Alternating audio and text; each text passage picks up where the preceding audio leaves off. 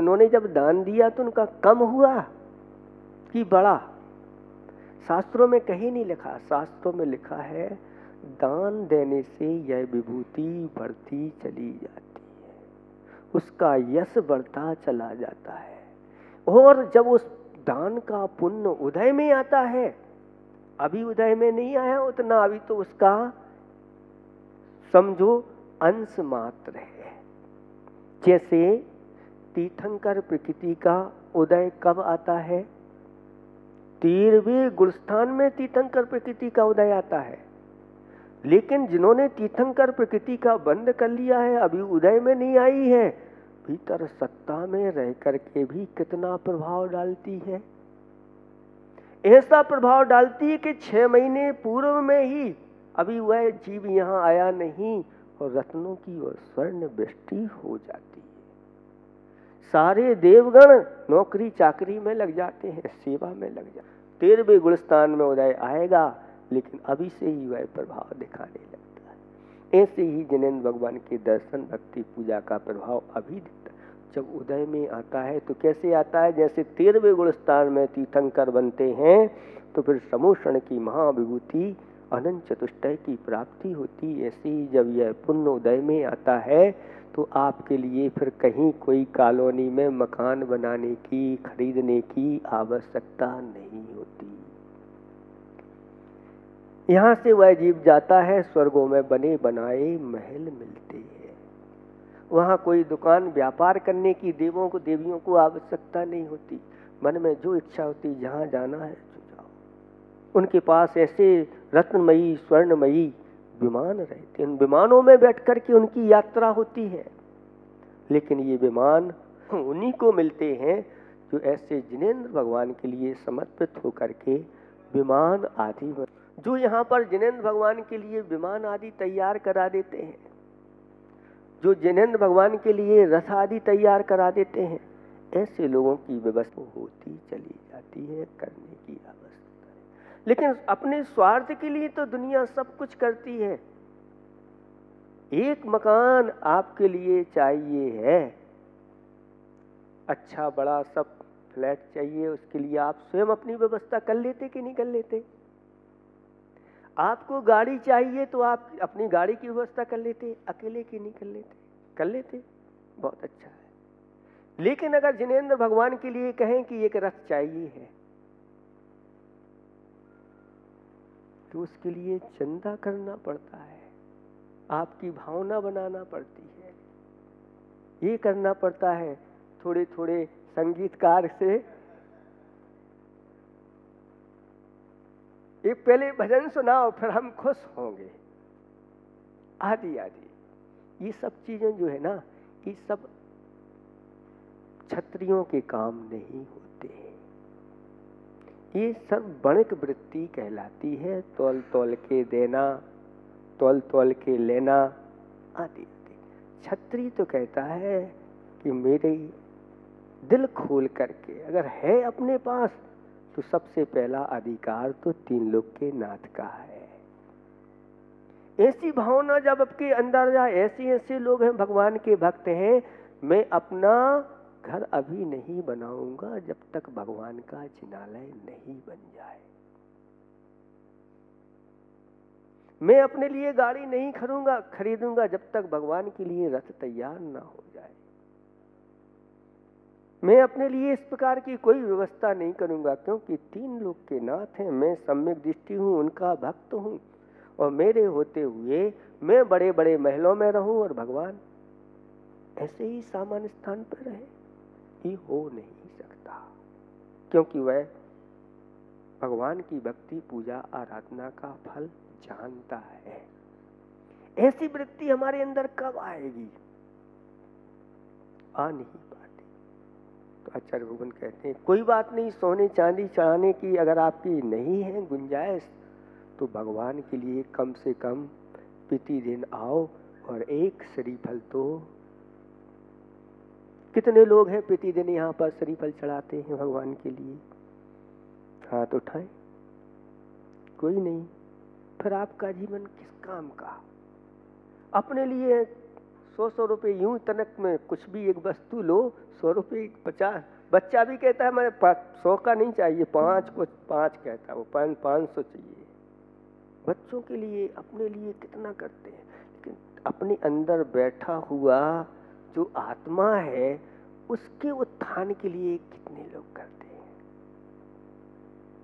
एक श्रीफल भगवान के लिए समर्पित करते हैं तो कम से कम अगर फल मिले उसका तो एक राज्य की प्राप्ति होती है। लेकिन कहाँ हम चढ़ा पा रहे हैं, कहाँ हम इस प्रकार का कार्य कर पा रहे हैं। और अधिक से अधिक अगर एक श्रीफल प्रतिदिन भगवान को चढ़ाया जाए तो अधिक से अधिक फल क्या है बता सकते हैं? मोक्ष की प्राप्ति है। मोक्ष फल प्राप्ताय फलम निरूपयामि। लेकिन आप सबसे छोटा फल देखते हैं और फल चाहते हैं बड़ा। ऐसा क्यों? क्योंकि आपके अंदर अभी ऐसी उदारता नहीं आई है।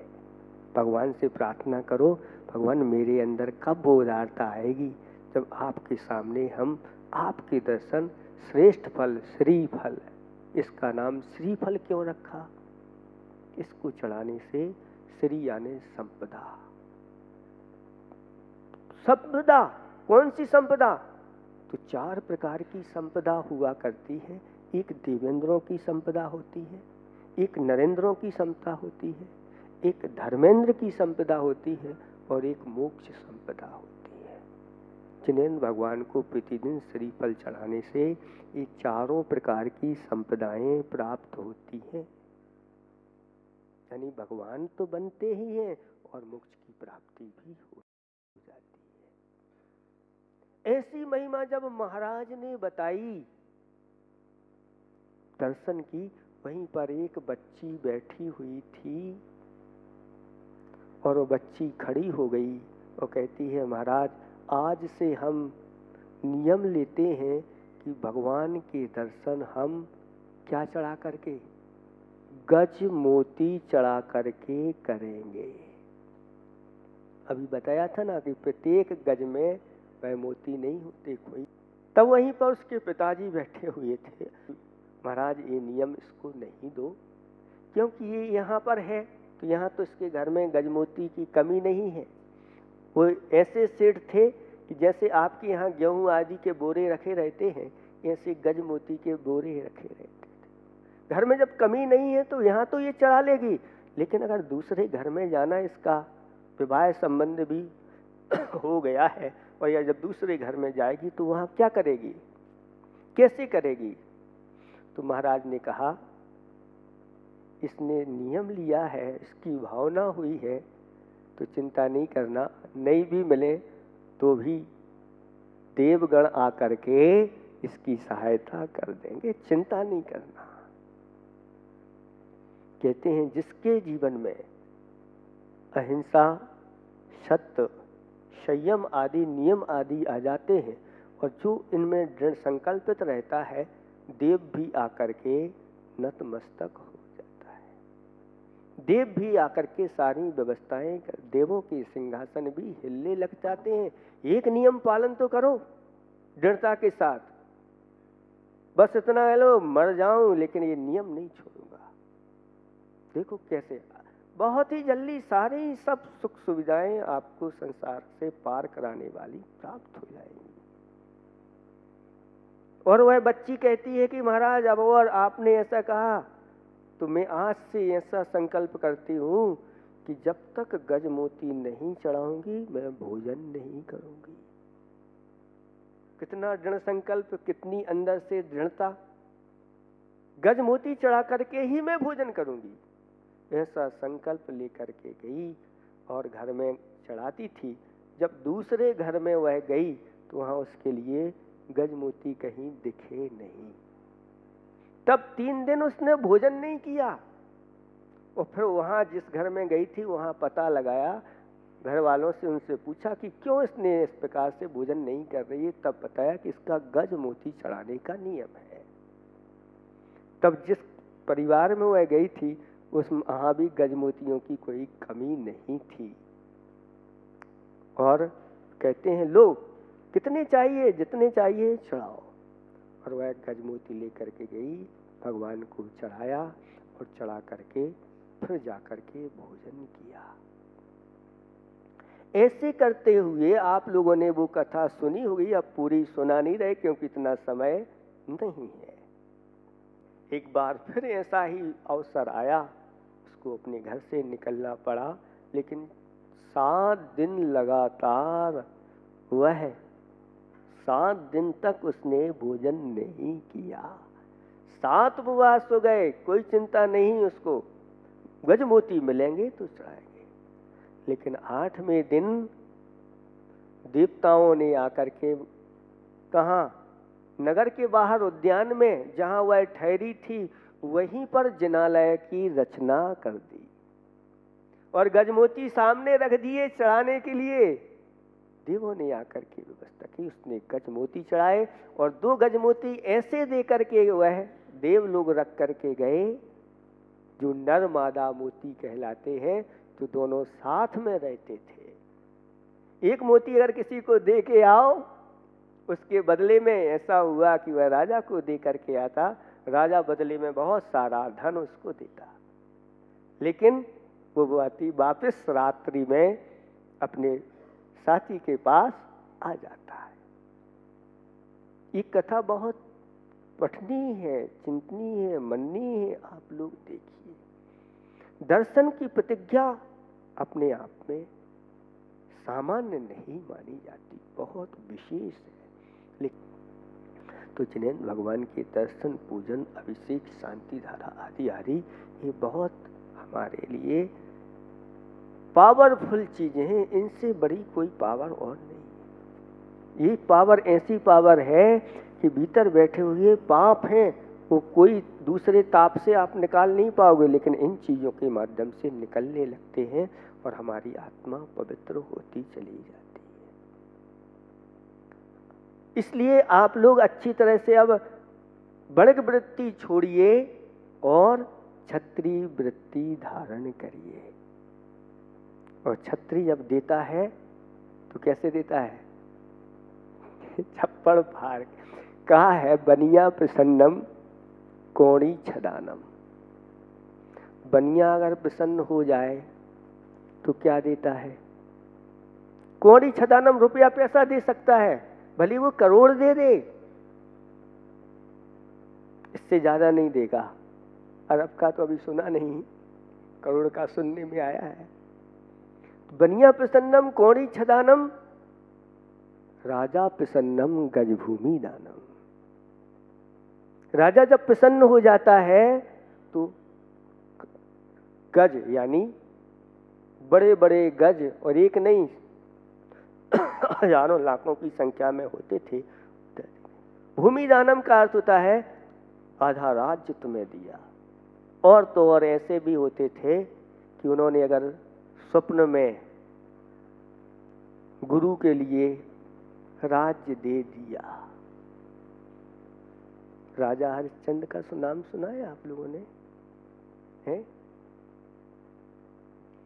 राजा हरिश्चंद्र ने स्वप्न में अपने गुरु के लिए राज्य दे दिया। उन्होंने कहा स्वप्न में दे दिया, इस स्वप्न को मैं साकार करूंगा। और गुरु से कहा महाराज अब हमने तो आपको दे दिया, इसलिए हम जंगल की राय लेते हैं। ये है क्षत्रियों की उदारता।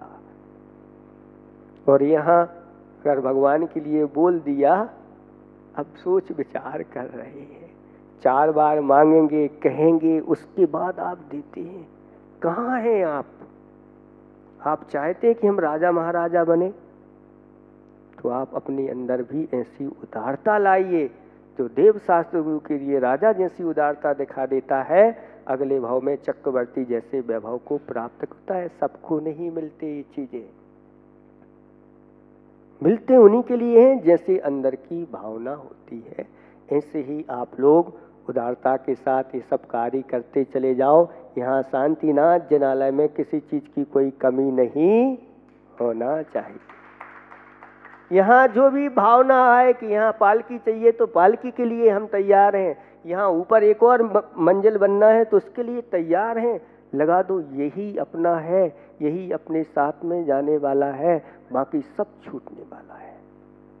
गुरुओं की वाणी ही हमारे कल्याण में कारण बनती है, बाकी तो सब ये कुटुंब परिवार सब अपने अपने स्वार्थ के लिए हैं और पाप हम करते हैं, हमें ही इसका फल भोगना पड़ेगा। कोई साथी आपके पाप कर्म को साथ देने वाला नहीं होगा। ये अकाट्य नियम है। इसलिए अंदर की कंजूसी छोड़ करके और समर्पित होकर के तैयार आप लोगों को रहना चाहिए। कहीं से कोई चीज़ हमें मांगना ना पड़े। अभी छोटे छोटे गांवों में लोगों के ऐसे उत्साह हैं कि भगवान की अब शांति धारा वह चांदी से भी नहीं, स्वर्ण झारी से करते हैं। गौर झामर में हमारा चतुर्मास हुआ, वहाँ मात्र एक पास में ही एक गांव है, लगा हुआ 1-2 किलोमीटर पर 10 घर की समाज थी। और जब वहाँ पर ऐसे ही मस्त का अभिषेक हुआ, सिर्फ थोड़ा सा 10 मिनट उपदेश दिया, आप लोगों को तो बहुत मिल गया। 10 मिनट उपदेश देने पर वहाँ पर एक झाड़ी के लिए लोगों ने स्वर्ण दान दिया और 50-50 ग्राम की 54 ग्राम की 4 सोने की कलसी तैयार करवा दी। रख के क्या करोगे? ये यहाँ जो जमा हो गया ये आपका है, ये सही बैंक है, ये कभी फेल होने वाला नहीं। इसका ब्याज तो चक्रवर्ती जैसा ब्याज होता है, ऐसा मिलता चला जाता है, अनंत के रूप में फलित होता है। इसलिए अपने आराध्य के लिए बहुत अच्छे आप लोगों ने काम किए हैं। अब जो बाकी रह गए हैं आप लोग को तैयार हो जाओ कि ये सौभाग्य मुझे मिलना चाहिए, चाहे छत डल्ला हो, चाहे वेदी हो, चाहे पालकी हो, चाहे कोई भी व्यवस्था हो। आप लोग इसमें सब में भाग लेकर के अपने इस मनुष्य जीवन को सार्थक करें। इन्हीं भावना के साथ अहिंसा परमो धर्म की